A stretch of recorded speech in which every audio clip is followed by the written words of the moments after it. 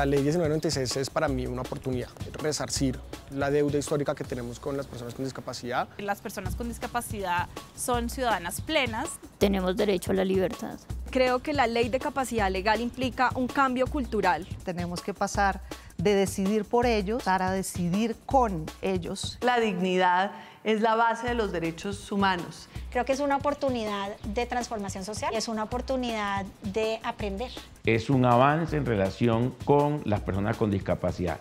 Es la reclamación de sus derechos, es la posibilidad de la inclusión social. Esta ley es un hito para la lucha de los derechos humanos en Colombia y en el mundo. Todos necesitamos distintos tipos de apoyos. El hecho de necesitarlos no nos hace menos ciudadanos, por el contrario, nos hace más humanos.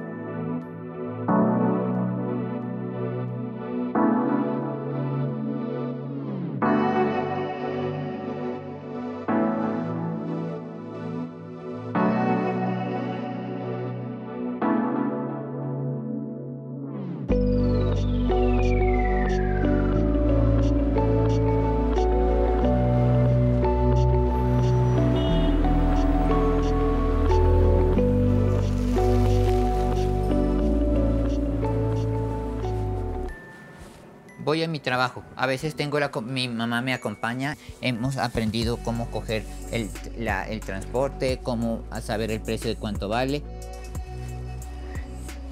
El trabajo es súper genial porque aprendes nuevas cosas y también aprendes a relacionarte con las demás personas. Soy Luis Gabriel Villarreal y soy líder autogestor de Inclusión Internacional. Soy un auxiliar administrativo, trabajo todo lo que es la parte de documentos, de oficinas, trabajos de correspondencia y también traducción de listas de empaque.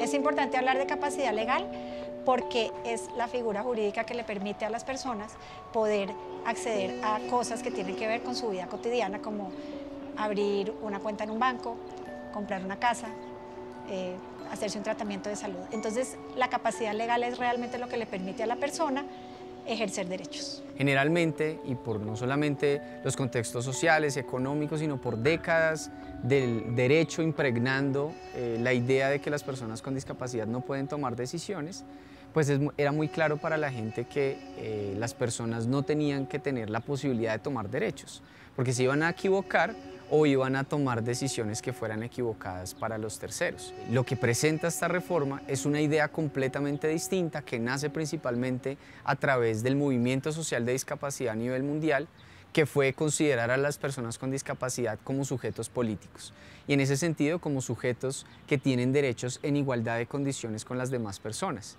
que las diferencias que hay son solamente diferencias funcionales que no pueden representar ninguna limitación en torno al tema de acceso y garantía de derechos.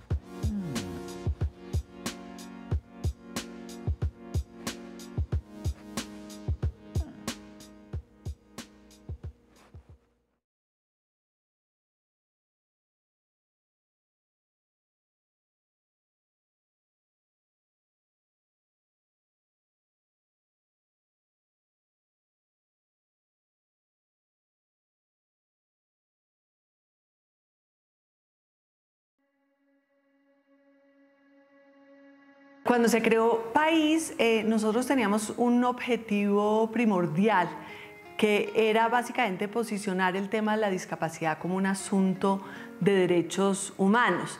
De hecho, País es la primera clínica jurídica que trabaja temas de discapacidad, no solo en Colombia, sino en Latinoamérica. Y en ese momento, además, nosotros teníamos un objetivo y que marcó, digamos, nuestros inicios, que era también avanzar en la ratificación de la Convención de Naciones Unidas sobre los Derechos de las Personas con Discapacidad. Yo llegué a País en septiembre de 2011 y Colombia ratificó la Convención de Naciones Unidas sobre los Derechos de las Personas con Discapacidad en mayo de 2011. Entonces era un instrumento internacional de derechos humanos recién estrenado en el marco normativo colombiano, cuyo artículo 12 es la columna vertebral de la Convención, que garantiza el derecho a igualdad ante la ley y el derecho a la capacidad jurídica de las personas. En ese momento el contexto en Colombia era un código civil con una reforma importante que ocurrió en el año 2009 con la ley 1306. Ese contexto que existía era que cualquier persona podía solicitar la interdicción judicial de otra persona, en general una persona con discapacidad, y eso significaba que a un tercero se le otorgaba el total poder sobre todas las decisiones y de manera vitalicia sobre la vida de una persona. Entrevista a Natalia Moreno, toma 1. La capacidad jurídica la deberíamos tener todos, ¿no? Y todas. Y creo que en el sentido en que no se pueda tener ese derecho, las personas van a estar en mayor riesgo y en mayor vulnerabilidad. Y yo creo que en ninguna parte del mundo debería de eliminársele ese derecho, que además es, para mi concepto, uno de los derechos fundamentales.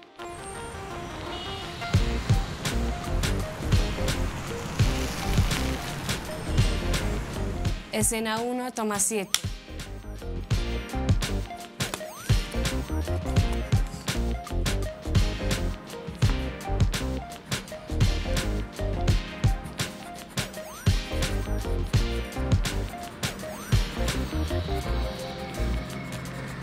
Hola, mi nombre es Laura Jimena González Varela, tengo 23 años y soy una joven líder multiplicadora.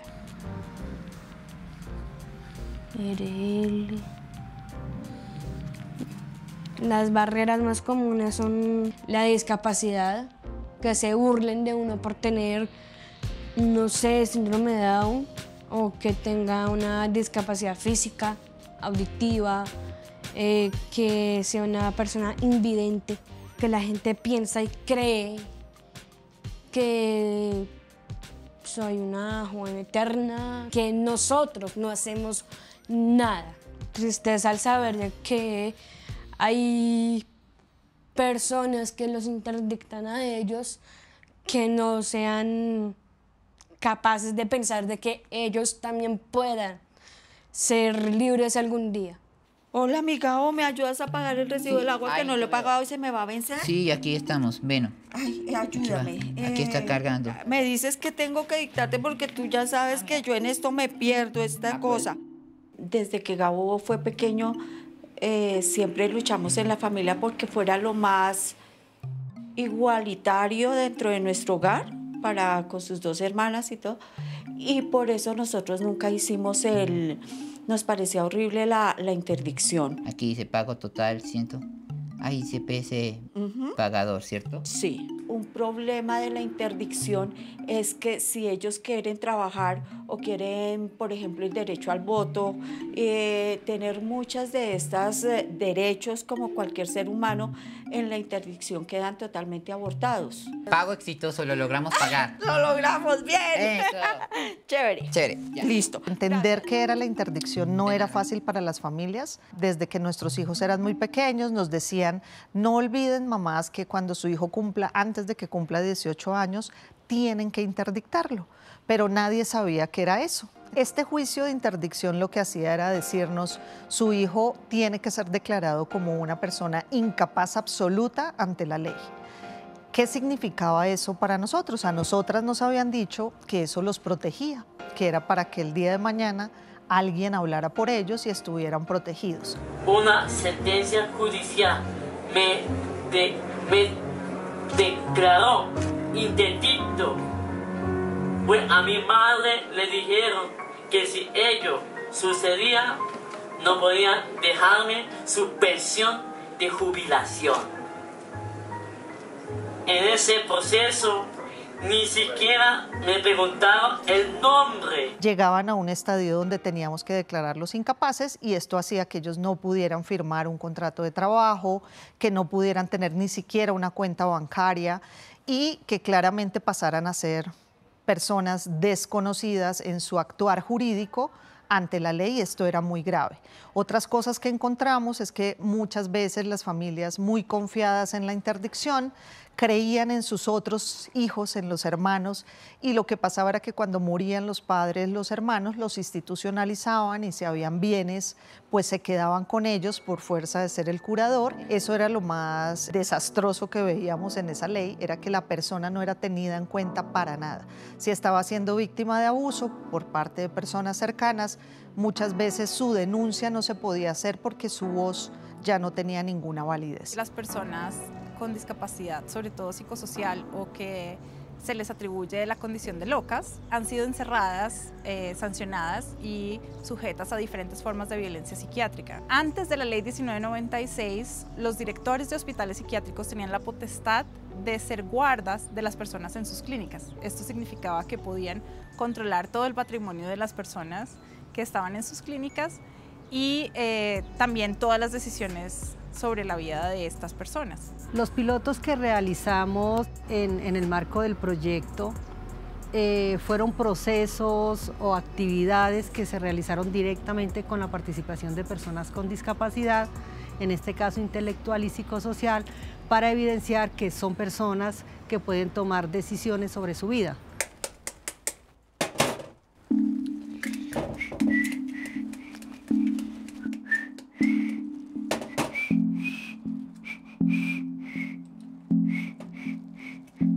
Los estereotipos que se tienen y muchas cosas que pueden ser algo hirientes de lo que se inventan están de que son los niños como el niño incómodo o el tartamudo o el que no sabe hablar y también el torpe y también el que se comporta como si fuera ¡ay! Como el jorobado ¡ay! Y también otra cosa el que habla muy diferente o el que tiene mucha ansiedad y eso podemos sentirlos. Y eso es una manera algo extraña de juzgar a la gente porque primero haces que la gente te humille y haces que te vea como un typecast. Y segundo, no pueden ver la capacidad que tienen en ti.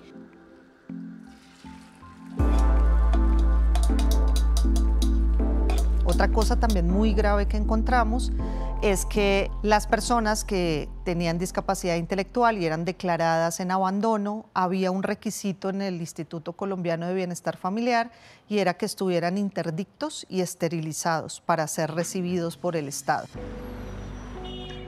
Trabajábamos paralelamente un proyecto con Profamilia alrededor de los derechos sexuales y reproductivos precisamente de personas con discapacidad intelectual y psicosocial.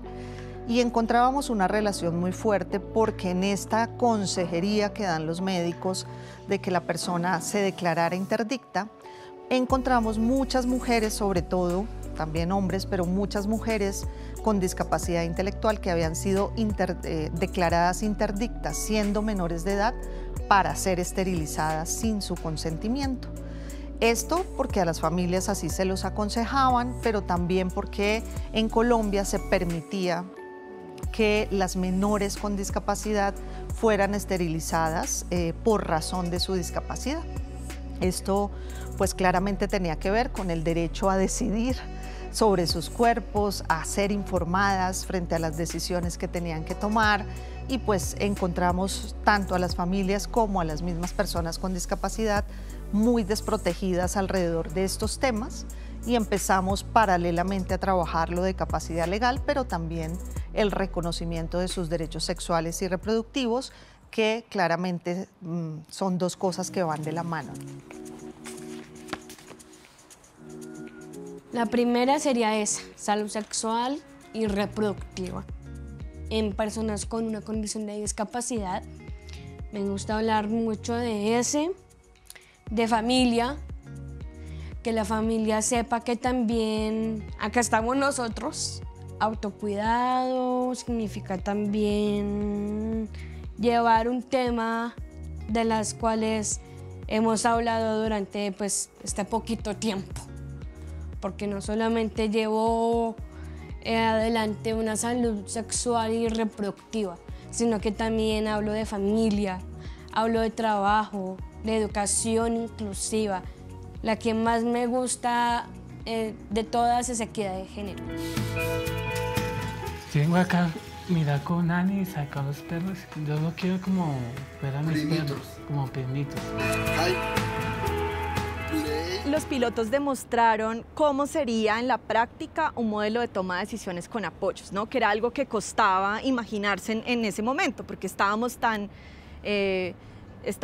fijados en la idea de que la única posibilidad era sustituir lo que la persona con discapacidad quería. Aquí demostramos que era posible conocer lo que las personas con discapacidad quieren después de un proceso de apoyos y de ajustes razonables. El piloto definitivamente sirvió para evidenciar claramente que una categoría diagnóstico o una etiqueta no puede ser la que le quita el derecho a una persona con discapacidad de tomar sus propias decisiones. La sentencia T53 es la sentencia en la que la Corte Constitucional de Colombia estudia el caso de Silvia, que era una adolescente con discapacidad intelectual. La mamá recibe una casi orden de un médico en un municipio rural en el departamento de Antioquia y ese médico le dice tiene que esterilizar a su hija. ¿Por qué? Pues porque tiene síndrome de Down y es adolescente. Esas eran las razones que se necesitaban. El caso llega a la Corte y la Corte analiza de forma muy juiciosa qué pasó y por qué a Silvia nadie le preguntó qué quería sobre su salud sexual y reproductiva. La Corte concluye que era imposible ordenar una esterilización sin consultarle a Silvia qué quería, por qué la quería y qué pensaba ella sobre sus propios derechos sexuales y reproductivos. La Corte concluye además que haberle negado a Silvia esa posibilidad de poder expresar lo que quería, haberle denegado esos ajustes y esos apoyos para la toma de decisiones en salud sexual y reproductiva, pues era una discriminación a la luz de la Convención.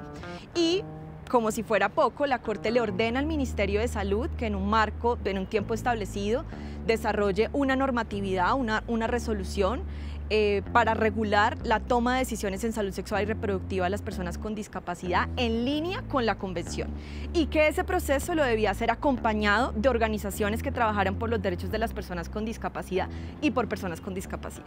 El Ministerio entra en esa importante tarea con País, con ASDAUN, con la Liga Colombiana de Autismo y con muchas otras organizaciones a nivel nacional y con personas con discapacidad. Después de un largo e intenso proceso de mucha discusión sale la resolución 1904 del año 2017, que es una resolución que hoy está plenamente vigente y regula los servicios de salud sexual y reproductiva para las personas con discapacidad.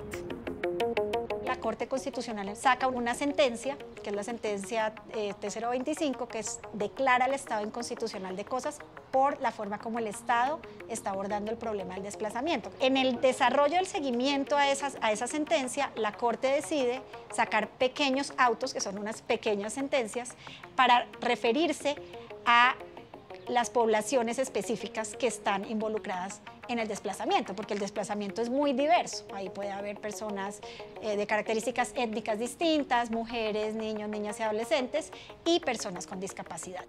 El auto 173 del 2014 es el que expide la Corte como en seguimiento a ese que había sacado en el 2009. Y dentro de las cosas que identifica, reconocer la capacidad jurídica de las personas con discapacidad se vuelve una situación que es problemática para realmente garantizar derechos. Entonces la Corte insiste en avanzar en ese reconocimiento y de hecho en sus sentencias, no solo en estas, sino también en otras, empieza a actuar como si estuviera reconociendo siempre la capacidad legal, así no hubiera ley. Es decir, la Corte se vuelve una pionera en la aplicación de ese concepto de la capacidad legal.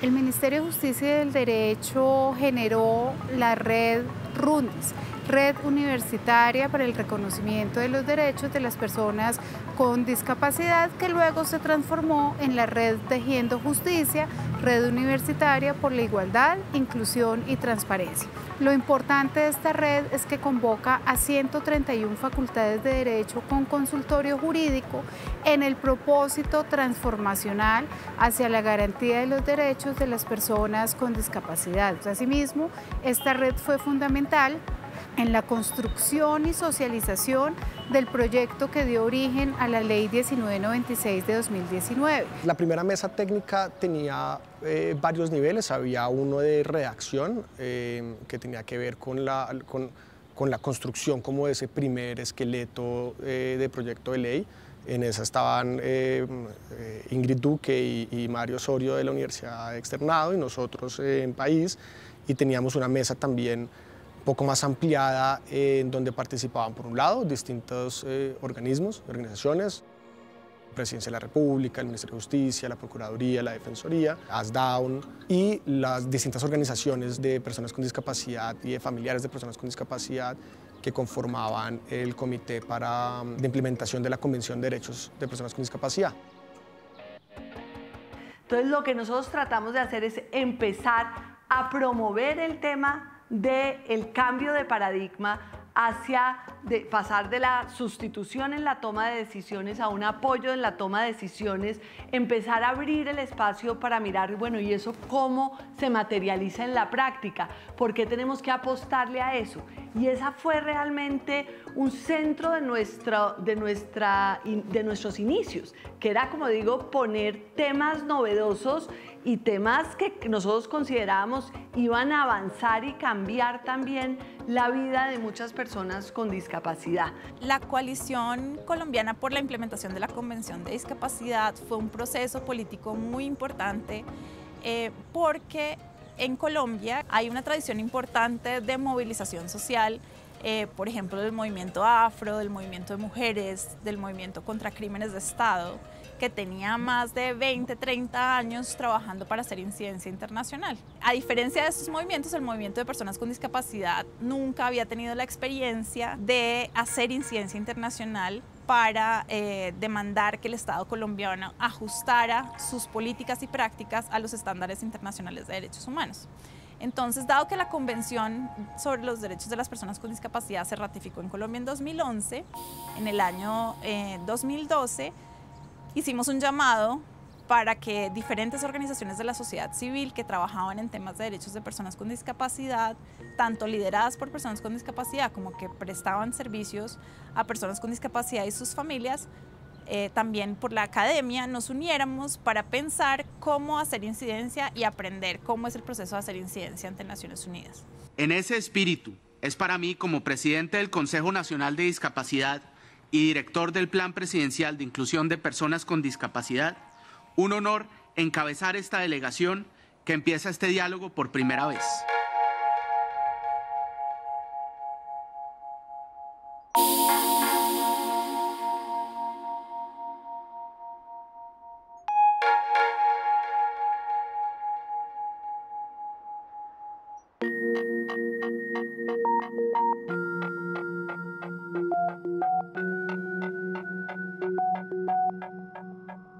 Este es un proyecto que duró en construcción cerca de 2 años. Cuando estaba finalizando ya el contenido del proyecto y que de alguna manera estaba generando ya un consenso dentro de la mesa técnica y había recibido los suficientes insumos y recursos por parte de la sociedad en general en las distintas acciones y actividades que realizaba cada persona dentro de la mesa, en septiembre de 2016 salen las recomendaciones que hace el Comité sobre los Derechos de las Personas con Discapacidad. Este comité tiene una importancia muy grande porque es el que vigila el cumplimiento del Estado colombiano frente a la Convención. Y en el caso del tema de capacidad jurídica, de toma de decisiones y de igualdad ante la ley, el comité fue muy claro de recomendar que el Estado colombiano debía derogar totalmente todas las disposiciones del Código Civil y otros códigos que restringieran parcial o totalmente la capacidad de las personas con discapacidad para tomar decisiones. Y ahí ya había un mensaje muy claro a nivel internacional de que no solamente el tema de capacidad jurídica tenía que reconocerse y por ende teníamos que empezar a pensar la posibilidad de quitar la interdicción de Colombia, sino que ya había una recomendación expresa sobre eso. Eso hizo que en ese momento, cuando ya se tuviera el proyecto de ley en términos muy avanzados, la bancada IN decidiera que este proyecto de ley entrara como una ley ordinaria.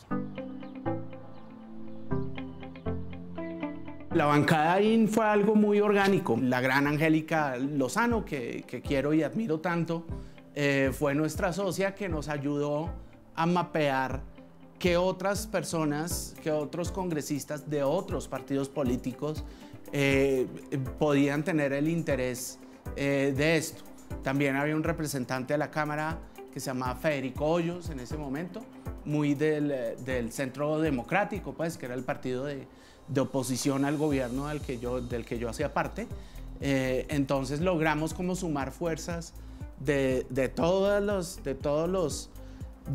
los lugares del abanico político de Colombia en ese momento.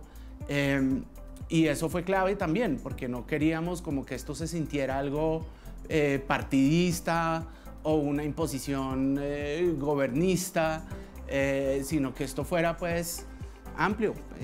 Personas con discapacidad hay de todos los tintes políticos y por eso esta bandera no podía como ser propiedad de un solo colectivo.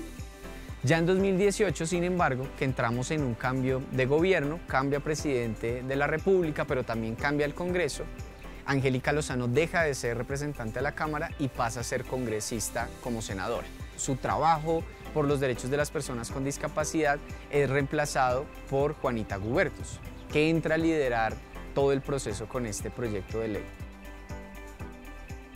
Mi gran compromiso desde la campaña, cuando empezamos a tener discusiones sobre cómo avanzar en los derechos de las personas con discapacidad, fue justamente poder comprometerme con sacar adelante este proyecto de ley. Cuando llegué lo encontré como un proyecto listo para segundo debate y fue una experiencia de aprendizaje, empezar a entender con las distintas organizaciones de sociedad civil que trabajan este tema qué significaba la capacidad legal, por qué era tan grave que existiera la interdicción, todas las dinámicas que existían antes de esterilización forzada y uno cómo podía combatir este flagelo, conocer de primera mano a personas con discapacidad que me contaron su experiencia de vida y me decían por qué querían casarse, poder contratar, poder ser empleados y cómo venían en este proyecto de ley una oportunidad.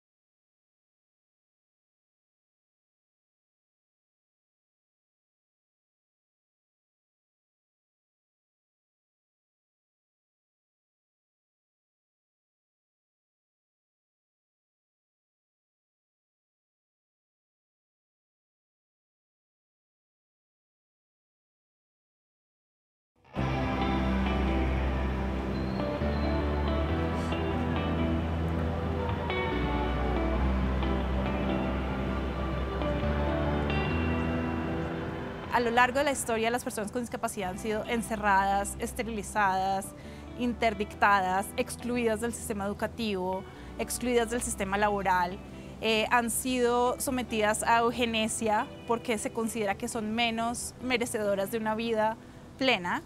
Y esta ley lo que hace es ratificar que eso tiene que cambiar. Juanita presenta distintos comentarios y presenta modificaciones que también son alimentadas por las distintas actividades que realizan los actores que antes estaban en la mesa y que se ven como viables a través de las discusiones que hay en el Congreso.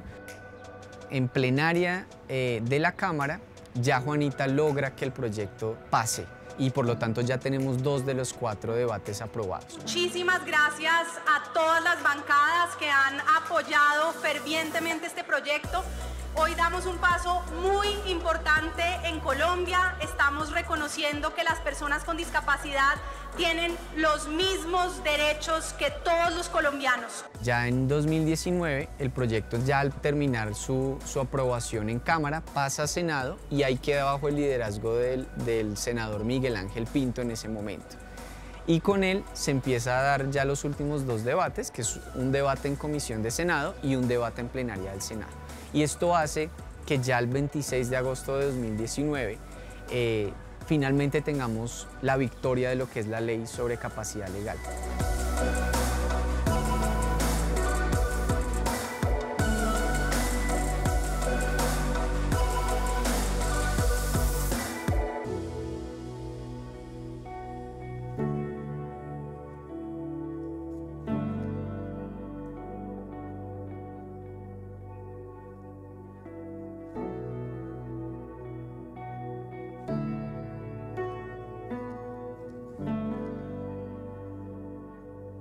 La Corte Suprema de Justicia y la Sala Civil comenzó un papel preventivo en el sentido de comenzar un proceso de formación que se dividió en 3 etapas.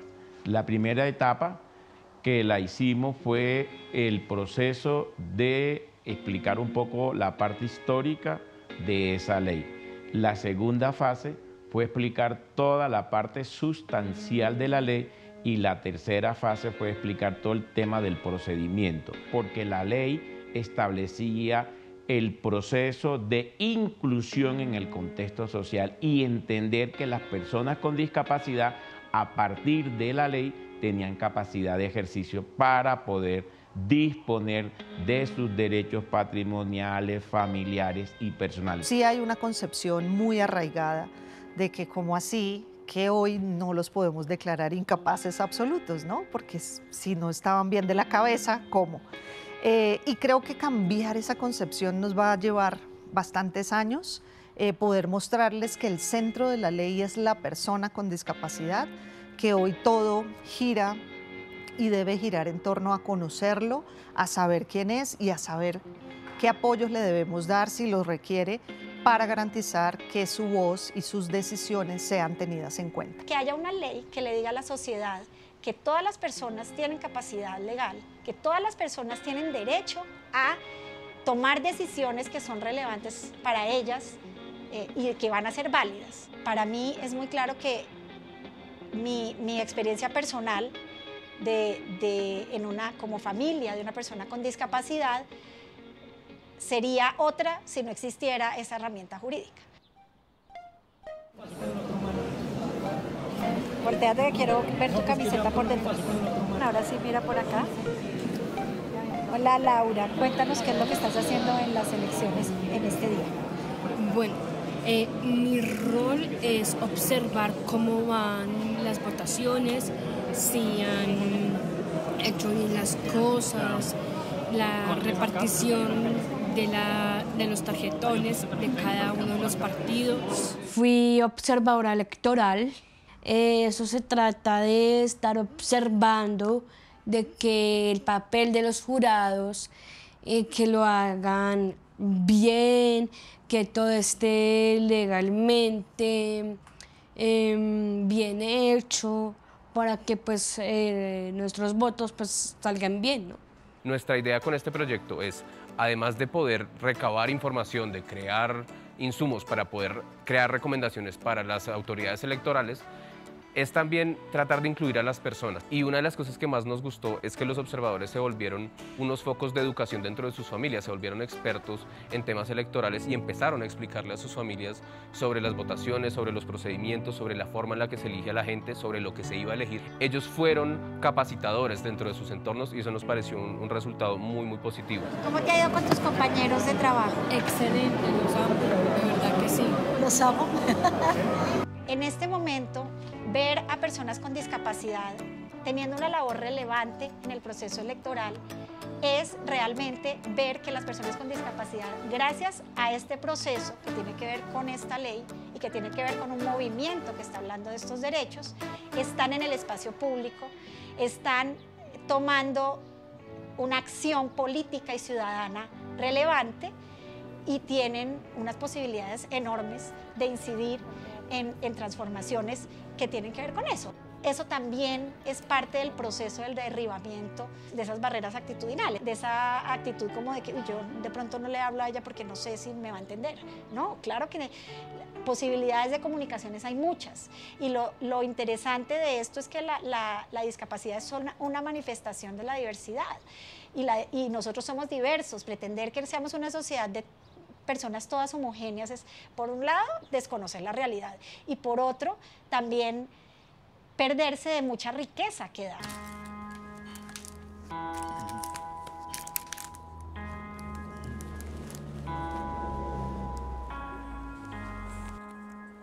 Desde la expedición de la ley hemos visto un gran avance en su aplicación. Sin embargo, desde mi experiencia profesional he tenido la oportunidad de estar en algunos territorios donde nos hemos dado cuenta que muchos funcionarios que tienen a cargo la garantía de estos derechos no conocían de su existencia ni de la eliminación de la figura de la interdicción. Es un asunto que lleva un gran desarrollo, pero en las ciudades principales y en algunas ciudades intermedias. Considero que ha habido un avance importante y un compromiso por parte de jueces, notarios y conciliadores en la aplicación y la garantía de la capacidad jurídica de las personas con discapacidad. Las entidades que tienen unas competencias en materia de un rol que es el rol de la valoración de las personas con discapacidad para que puedan tener un apoyo, esas entidades como la Defensoría del Pueblo, como la Procuraduría, como los municipios, como los departamentos, inicien el proceso de ir constituyendo los equipos para que puedan hacer las valoraciones correspondientes cuando acuda una persona con discapacidad a solicitar la valoración para ver qué tipo de valoración necesita. Si voy a hipotecar un inmueble, adquirir mi ropa, educarme, adquirir la vinculación a un colegio, a una universidad, o por el contrario, el derecho de poder constituir una familia, adoptar un hijo, reconocer un hijo, constituir una unión marital de hecho, constituir un vínculo matrimonial. Creo que ahí es donde está el papel más importante de lo que hay que ir exigiendo de aquí en adelante. Ya puedo desarrollarme y ser como una persona de verdad. Ya puedo firmar un contrato laboral, sé cuándo disponibilidad, ayudar, y también puedo recibir una gran recompensa que es remuneración económica, o sea que me pagan nómina y dinero por lo que hago. También puedo, gracias a ese dinero, puedo también ayudarle a pagar a mi familia, a colaborarles con los pagos del agua, del gas, de la televisión, del internet, de la telefonía. Ya puedo tener mi propia cuenta bancaria, ya puedo manejar mi tarjeta de crédito, mi tarjeta de débito y distinguirme como una persona realmente independiente y con apoyos. Muchas veces creen que cuando hablamos de apoyos para la toma de decisiones estamos diciendo, eso es lo mismo que el curador, solo que le cambiaron el nombre, y no lo es, porque cuando hablábamos de un curador, era un curador de una persona que ya dejaba de tener capacidad jurídica. Aquí no, aquí es un apoyo para que esa persona pueda tener y ejercer su capacidad jurídica. Que se acerquen, que los conozcan, que ellos no son de temer, ellos lo que simplemente tienen tiempos diferentes y una visión del mundo diferente. El hecho que tengan una discapacidad no quiere decir que hayan sido abolidos de la sociedad o que tengamos que recluirlos o excluirlos de una sociedad. Desde el año pasado me gradué como bachiller, entonces eso me hace feliz y cada vez que miro mi diploma digo, otro logro más, terminado. Me gusta mucho la comunicación social y estoy en unos talleres de comunicación y periodismo. Por una parte le diría a la gente sin discapacidad sobre este tema, sobre la capacidad jurídica, que es un tema fundamental en la vida de toda persona, con y sin discapacidad, que hace parte de la existencia misma de las personas. El simple hecho de que yo no tenga vida jurídica, por así decirlo, me pone en un lugar completamente distante y de exclusión con el resto de personas. Entonces, sin tener capacidad jurídica o sin que exista la capacidad jurídica, puedes estar vivo físicamente, pero claramente tienes una muerte jurídica y eso no te valida en una sociedad. Se necesitan muchísimas luchas más para que la gente entienda que ellos deben estar incluidos en una sociedad y que forman parte de esa sociedad. Es un granito de arena, pero vamos dando pasos poco a poco, pero sé que son certeros. Muy importante que entendamos que para poder tener una sociedad justa Todas las personas, hombres, mujeres, población LGBT, pero también personas con discapacidad, indígenas, afro, tenemos que poder tener acceso a la satisfacción de los derechos. Y eso tiene un componente legal, constitucional, que es que tengamos igualdad de derechos, y luego tiene un componente de acceso a ellos, de materialización de estos derechos. Cambia estructuralmente la concepción que se ha tenido desde muchos siglos de que las personas con discapacidad no son iguales a las personas sin discapacidad. Hace parte de alguna manera, generar un mayor nivel de equidad social en un colectivo que además históricamente ha sido excluido y segregado de la sociedad. Esta ley significa que el centro de todo lo que nosotros hablamos en términos de derechos de personas con discapacidad es reconocerlos como ciudadanos y como sujetos capaces de tomar decisiones, que el que requiera más apoyo lo va a tener y el que no lo requiera puede ser contemplado como una persona que puede tomar sus propias decisiones. Para mí es el eje central de todo lo demás. Un mensaje, que sepan que nosotros estamos acá, que vivimos también en Colombia, que somos capaces de hacer muchas cosas. Es tratar a las personas como valiosas en sí mismas, como diría Kant, y no como un medio para un fin. Esto es un avance en relación con las personas con discapacidad. Es la reclamación de sus derechos, es la posibilidad de la inclusión social que se debe tener con estas personas que se encuentran en una situación como la que estamos haciendo referencia. Nos ayuda mucho, nos respeta y nos dignifica ante la sociedad por como seres reales y seres sociales que somos, y también seres humanos que tenemos la dignidad y el derecho para vivir entre los demás. Creo que somos muy diferentes, pero nos une una sola voz y un solo tema, que son nuestros derechos y nuestras decisiones.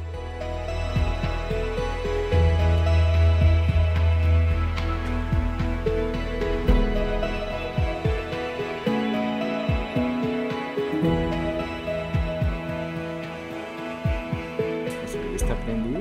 Ok. Y para apagarlo igual. Lo mismo. Y mando una copia por este transmisor a la cámara. Ay, tan chévere. Uh-huh.